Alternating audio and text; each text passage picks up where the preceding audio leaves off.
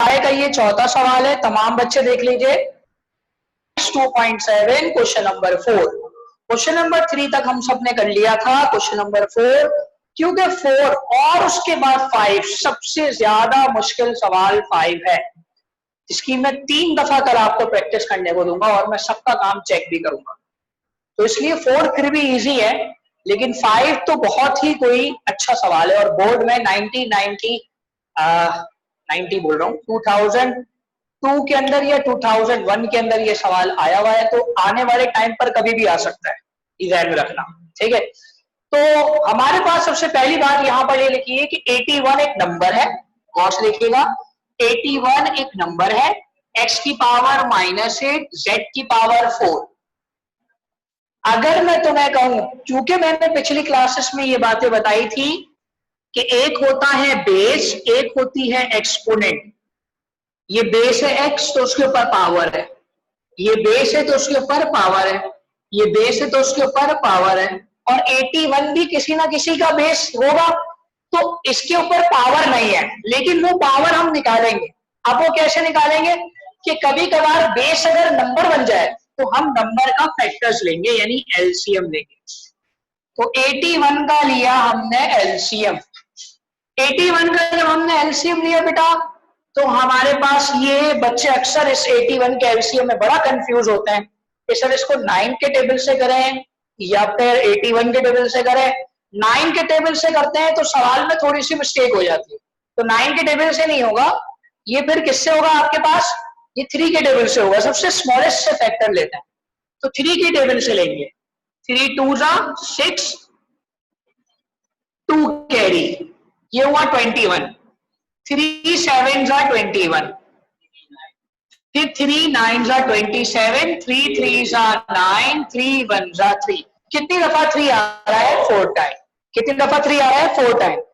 जब 4 टाइम 3 आ रहा है तो सबसे पहले हम क्या करेंगे, गौर से देखिए यहां पर कि हम 81 को हटाएंगे। सॉल्यूशन स्टार्ट कर रहे हैं, तो हम सबसे पहले 81 को हटाएंगे, 3 टाइम 4 टाइम्स 3 लिख देंगे। लिख दिया।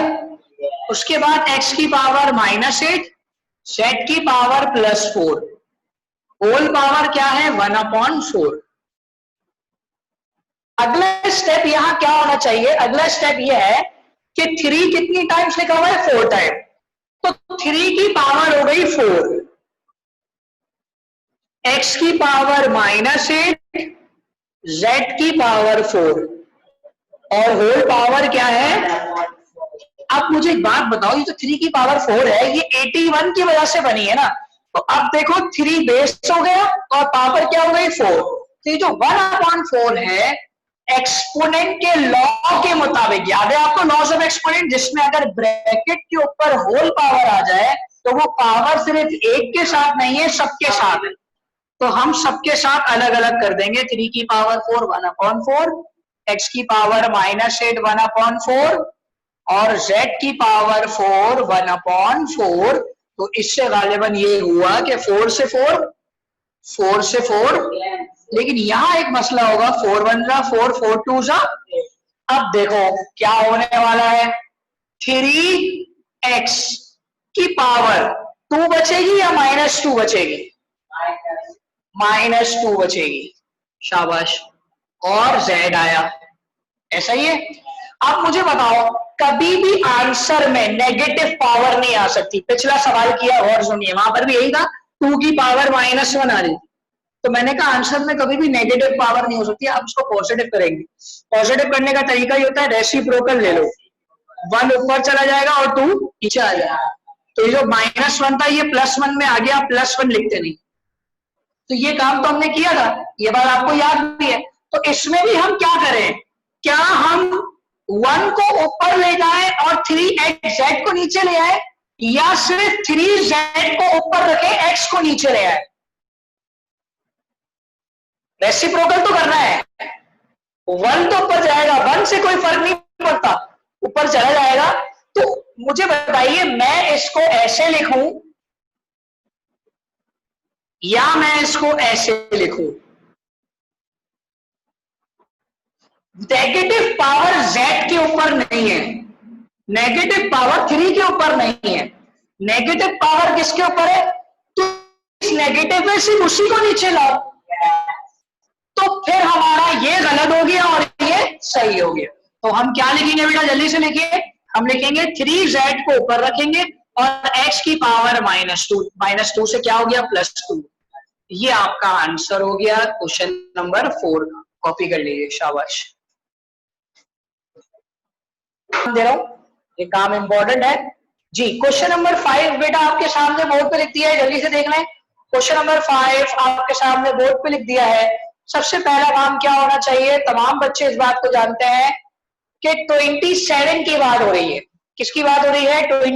27 की। तो 27 जो है बेटा वो बेस हो गया, उसके ऊपर पावर है, ठीक है। 8 बेस हो गया, उसके ऊपर पावर है। 18 बेस हो गया, उसके ऊपर पावर है। इसका मतलब ये 3 बेस हो गई और उनके ऊपर पावर्स है। मैंने कहा जब भी बेटा, जब भी बेस नंबर हो जाए तो नंबर को सॉल्व करने के लिए हम क्या लेते हैं? Factors, LCM. सही है, फैक्टर्स लेंगे। अच्छा, ये सवाल मुश्किल क्यों कहा जाता है? रीजन सुनिए क्यों मुश्किल है। अभी पिछला सवाल हमने किया तो वहां पावर, होल पावर दी हुई थी 1/4 दी हुई थी, वहां कोई पावर में वेरिएबल तो नहीं था। यहाँ पावर्स में वेरिएबल है, 2n/3 -n/3 -n/। अगर पावर में वेरिएबल नहीं होता तो ये भी सवाल बहुत आसान होता। पावर में वेरिएबल आने की वजह से थोड़ा सा सवाल क्या हो गया? डिफरेंट हो गया। ठीक है, बात समझ में आ रही है? तो अब जरा सुन लीजिए, हम क्या काम करेंगे। हमारा काम असल क्या होगा? 27 की पावर 2n/3, 8 की पावर -n/3, 18 की पावर -n/2। यहां तक की बात समझ में आ गई होगी आपको।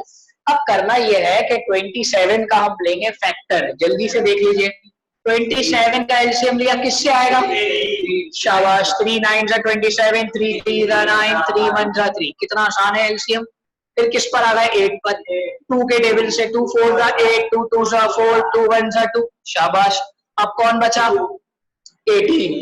2 9 3 3 3 1। यहां तक की बात सबके लिए मुश्किल नहीं हो सकती।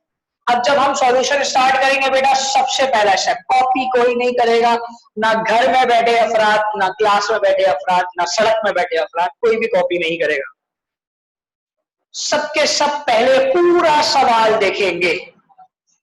अगर किसी ने कॉपी किया तो उस पर यह सवाल हराम हो जाएगा। समझ गए आप? तो इसलिए हराम हलाल का बड़ा फर्क है। तो इसलिए हलाल करिए। सवाल को हलाल करने का तरीका ये, सवाल में कॉपी नहीं होता, पहले सुकून से देखते हैं और फिर कॉपी करते हैं। ठीक है, तो अब जरा देख लीजिए। सबसे पहला काम, 27 का एलसीएम लिया तो 3 टाइम्स 3 आया, होल पावर बनी 2n/3। यहां तक कोई मुश्किल बात नहीं। 8 के अंदर क्या आया? 3 दफा 2, होल पावर क्या बनी? -n/3। यहां तक कोई मुश्किल बात नहीं। नीचे आ जाओ, 18 में 1 दफा 2 आया और 2 दफा 3 आया, और होल पावर क्या है? -n/2। ये वही स्टेप है जो अब तक हम 2.7 में करते आ रहे हैं। अगला स्टेप क्या होना चाहिए? कितनी दफा 3 है? 3 टाइम। तो 3 की पावर क्या लिखूं? 3। होल पावर क्या है? 2n/3। यहां तक किसी को कोई मसला नहीं। यहां पर 2 कितनी दफा है?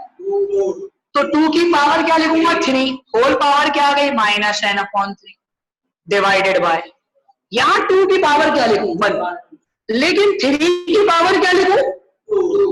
और होल पावर क्या है? -n/2। यहां तक किसी को कोई मसला नहीं हो सकता। काटने पीटने में हम बड़े माहिर हैं, तो हमें फौरी तौर पे नजर आ गया 3 और बाहर नीचे आ गया 3, तो 3 से 3 क्या हो गया? 3 से 3 क्या हो गया? 2 से 2 क्या हो गया? गलत हो गया अगर हमने ऐसे कैंसिल कर दिया।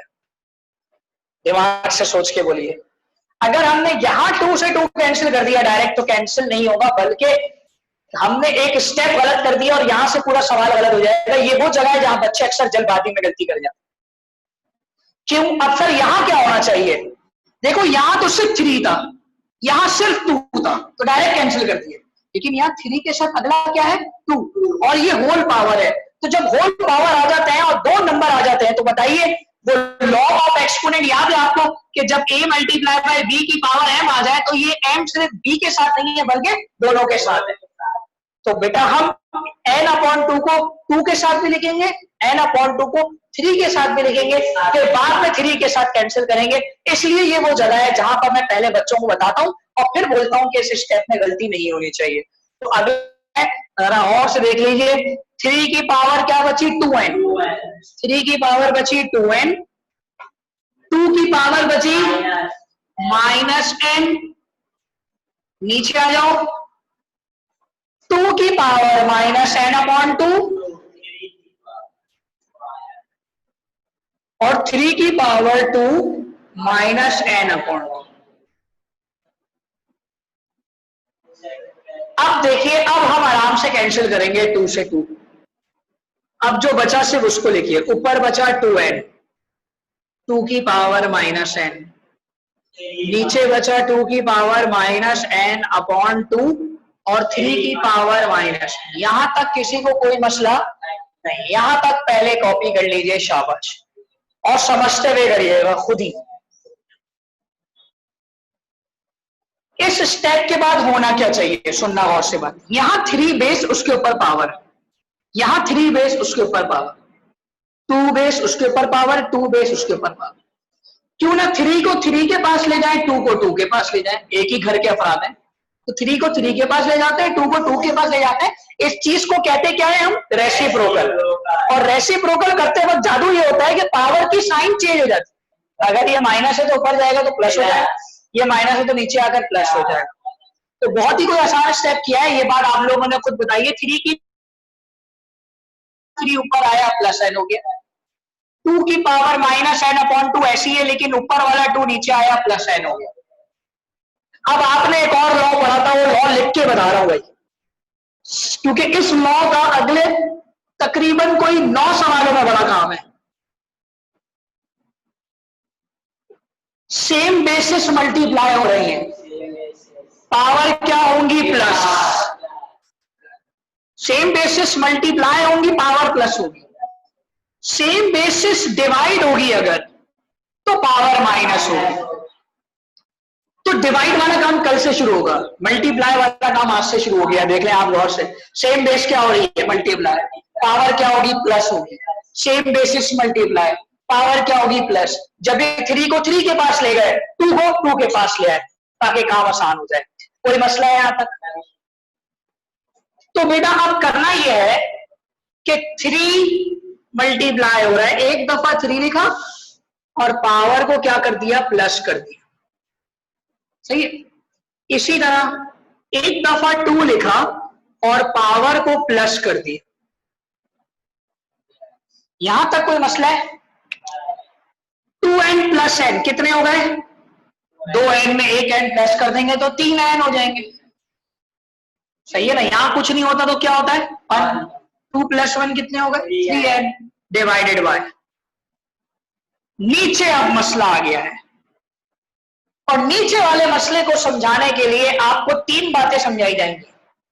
एक तरीका होगा पढ़ने वाला तरीका, यहां ज्यादातर बच्चे पढ़ने वाले। एक तरीका होगा जुगाड़ी तरीका, नहीं पढ़ने वालों का, और एक तरीका होगा पाकिस्तानी तरीका। तो मैं तीनों तरीकों से आपको समझाऊंगा कि इसमें करना क्या है। पहले इधर तक कॉपी कर ली जल्दी, शाबाश। देखिए मैंने आपको बोला कि नोमिनेटर तो हमने प्लस कर दिया 2n + 1, लेकिन डिनोमिनेटर प्लस नहीं हो सकता। मुझे बताइए, मैं आपको बोलूं कि इन दो नंबर को प्लस करिए, क्या होगा आंसर?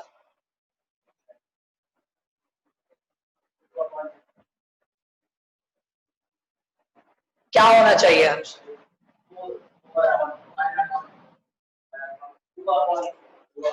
2/4। बच्चे कह रहे हैं 2/4 आंसर होना चाहिए। क्या 2/4 इसलिए ऐसे कह रहे हैं आप क्योंकि 1 + 1 2 और 2 + 2 4, इस वजह से कह रहे हैं तो गलत कह रहे हैं। क्योंकि कभी भी दो चीजें अपॉन में आ जाए और बीच में प्लस का या माइनस का साइन लिखा हो, तो मैथमेटिशियंस कहते हैं बेटा ऐसे आप प्लस नहीं कर सकते, ऊपर वालों को ऊपर में कर दे, नीचे वाले को नीचे में करना है, आपको एलसीएम लेना पड़ेगा।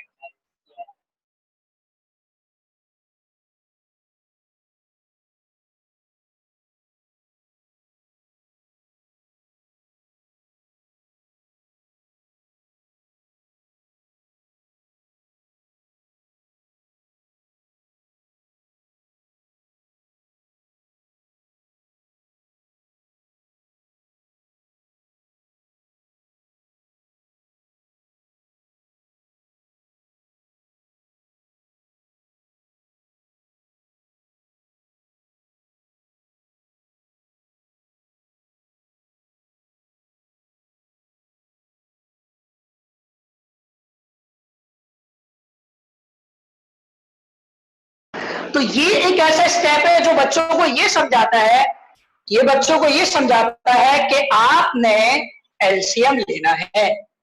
आपने क्या लेना है? एलसीएम लेना है। समझ में आ रही है बात? कट गई? कॉल कर गई?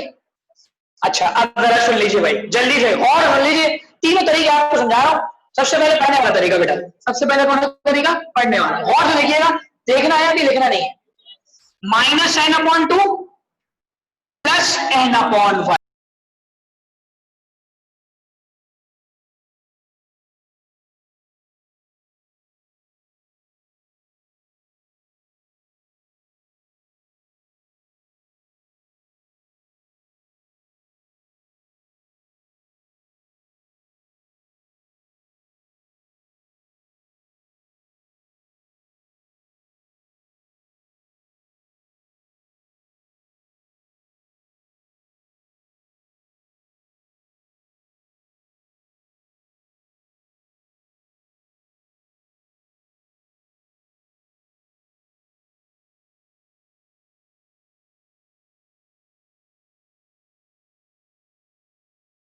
तो बचा एक n और प्लस बड़े नंबर के साथ है, तो n/2 आ गया आपका आंसर। ये तरीका था पढ़ने वाला।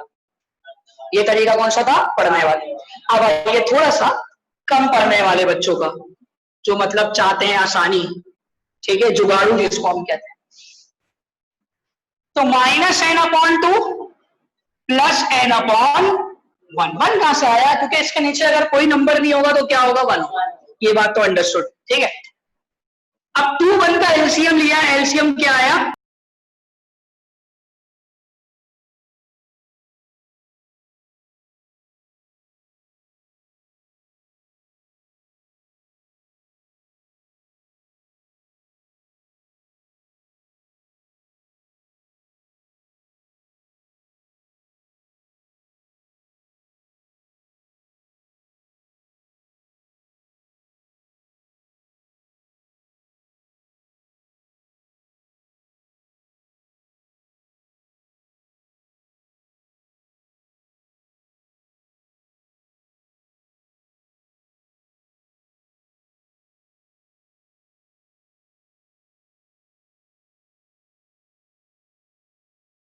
से -n2 को n से 2n, 2n में से एक n निकाल दें।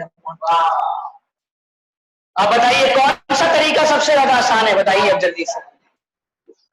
तो पाकिस्तानी तुझे सलाम, इसलिए ये नगमा बना गया है, ये गाना बना गया है, क्योंकि n/2 हमने कैसे निकाला। समझ रहे हैं बात को आप?